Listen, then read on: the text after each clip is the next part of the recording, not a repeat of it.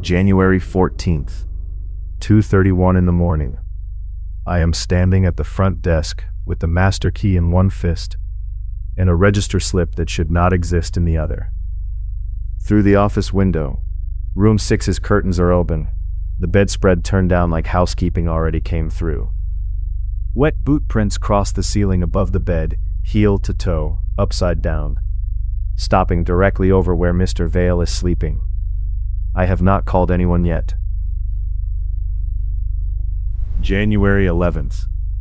The county plows pulled off Interstate 84 at dusk, and state police went room to room after them, telling anyone with a bed to stay put till morning. Whiteout, a jackknifed rig blocking both lanes near mile marker 212. No estimate. I run the Red Pine Motor Lodge off exit 19. 20 rooms, U-shaped, office dead center, ice machine that's been broken since October, a vacancy sign missing its end. Summers I get fishermen.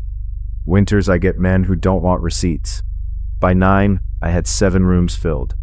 A family in 3, 2 linemen in 8, a salesman named Vale in 6, who paid in 20s so crisp and dry they looked ironed, though he'd walked in soaked to the knee. Old wool coat, no luggage, just a hard case he kept against his shin like it might wander off. At 10:14 I locked the till and killed the office lights. The desk bell rang once behind me. Nobody was there. The register drawer sat open 6 inches, and a spare key sleeve for room 6 lay across the cash tray, damp at the corners. January 12th. The storm held through morning. Cable dropped at 6:20.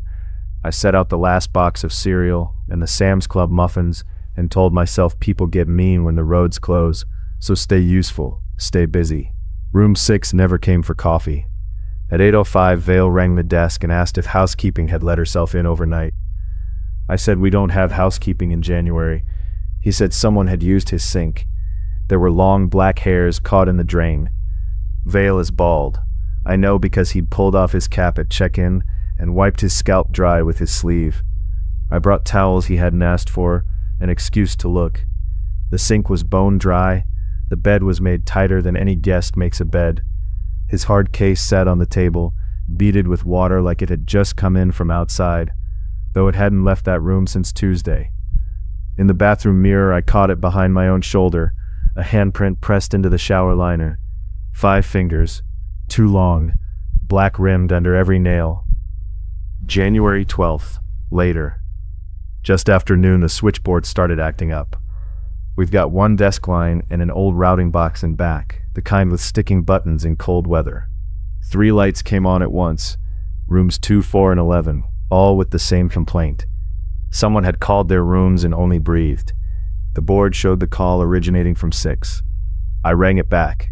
Vale answered on the first ring, more annoyed now than scared. Said he hadn't touched the phone. Said he'd spent the night listening to somebody pace outside his window. There's no walkway behind room 6, just a snowbank and the tree line past it. I went out the service door with a shovel for company. The drift against the wall was clean, undisturbed. Then I found the window. Someone had licked a path through the frost from outside. Long, vertical strokes, careful, deliberate, wide enough to see through. A viewing slit scraped at exactly the height of a man standing in snow up to his knees. January 13th. The family in 3 wanted a refund and an escort to the interstate. I offered neither. The father dropped it the second his daughter asked why a man was standing on our roof. I looked up too fast and felt something pull in my neck. No man, just snow load on the shingles and the antenna rocking in the wind. I told myself that twice. At 1:40, a county pickup fishtailed into the lot.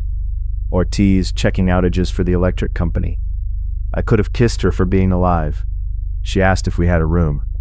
I told her every one but 6, said the heater relay was bad. That was a lie. I don't know why I told it, except that the spare key sleeve had turned up on the desk again that morning, tucked under the bell like a tip. Ortiz looked at the key rack behind me. Then why's 6 empty? She said. The brass tag was gone from its hook.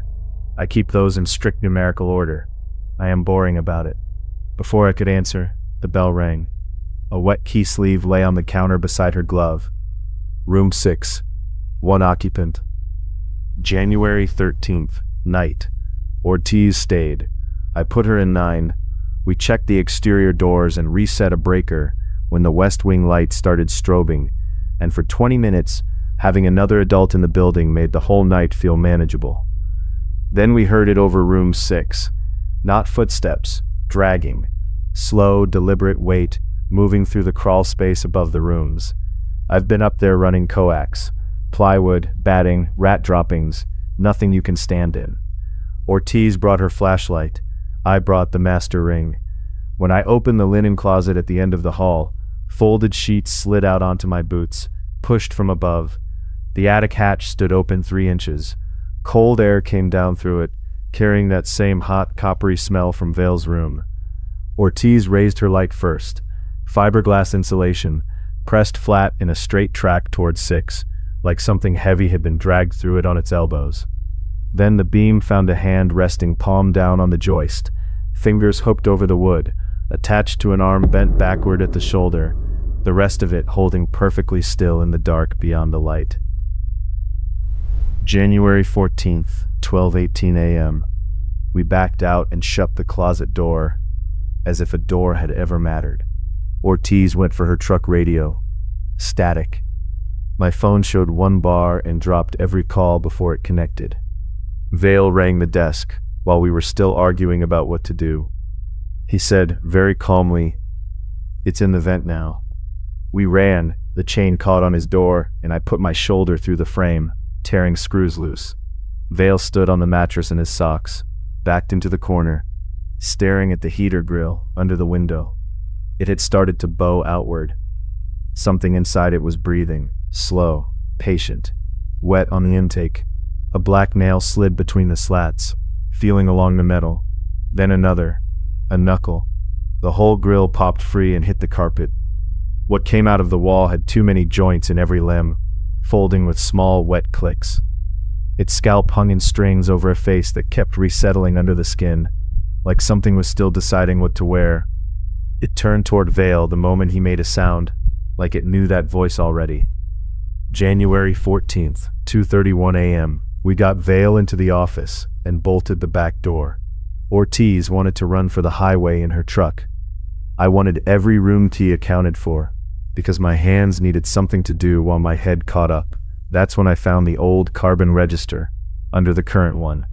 A book that should have been boxed in storage since we switched systems 6 years ago. 1 page was damp at the corner, thumbed recently by a wet hand. January 14th, 1998. Blizzard closure. Room 6. Daniel Vale. Same room, same date, same name, in handwriting that wasn't mine and wasn't Vale's. Under the rate line, a note had been hammered into the page so hard with a dead pen that the paper had torn. 1 phrase came through in the carbon. "Keeps coming back dry." Ortiz said my name from the window. I went and stood beside her. The curtains in 6 were open now. The bedspread was folded back. Wet boot prints crossed the ceiling above the bed, heel to toe, ending directly over the center of the mattress. Behind us, Vale said, "I died in that room." January 14th. No time on the clock anymore. The office clock had stopped at 2:31, and nobody had touched it. Vale set his hard case on the desk and opened it. Not sales samples, cassette tapes and foam sleeves, each one dated a different winter, and a revolver wrapped in a hand towel gone brown and stiff with age. He said he'd driven this route for 26 years, said every few winters the storm and the exit and the room lined up right, and if he slept in 6 that night, it found him again. Once had been enough to teach him he'd never actually left it. Ortiz reached for the gun. The lights cut out. The parking lot sign painted the office red, then black, then red. Down the hallway, room doors began opening one after another, latch after latch, slow and polite. 1, 2, 3, 4. The desk bell rang before it reached 5. When room 6 clicked open on its own, something heavy stepped onto the roof above us, and the ceiling tiles bowed downward around the shape of 2 wet boots, standing side by side, waiting. Subscribe if you want to read what I found taped inside that register book.